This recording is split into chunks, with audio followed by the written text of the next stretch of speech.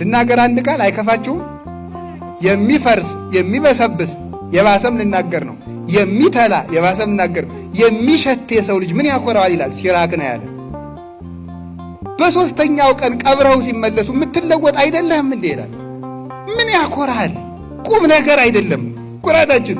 ዕውቀቱን ስንኮራበት ምን ትፍከ ዘይነሳ አይቀም ካልህ ተምረህ እኮ ነው።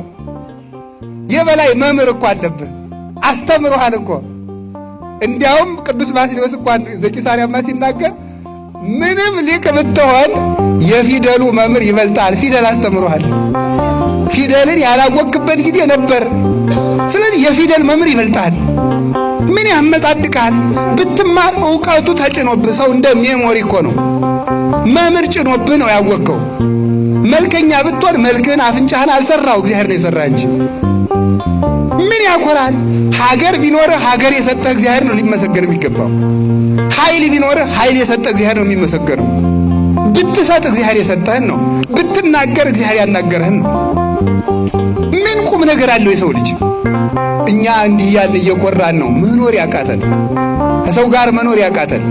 ባልና ሚስት መኖር ያቃታቸው እኔ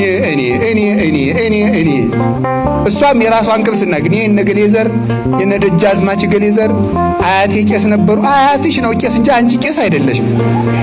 አያቴ ቄስ ነበሩ፣ አጎቴ የመርጌታ ናቸው። ምንም ቁም ነገር የለው። አንተ ምንድነህ ነው ቁም ነገሩ?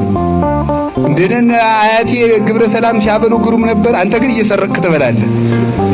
እኛ ጎንደሮች ፈትፍተን የምናበለ የድሮዎቹ ይፈተፍቱ ነበር። አንተ የሰው አንገት ልትፈተፍት ነው። አናውቃችሁም? በየመንደሩ ሞባይል አንገት እያላችሁ እየቀማችሁ ይሄንን ነው ተመልከቱ። በቀድሞ መኩራተተን በራሳችን ይህን መመጻደቃችን መተው አለብን። እኔ ምንድነው ይበሉ ንገሩኝ እንጂ እኔ ምንድነኝ ማለት የሚገባው ይሄ ነው ማለት ነው።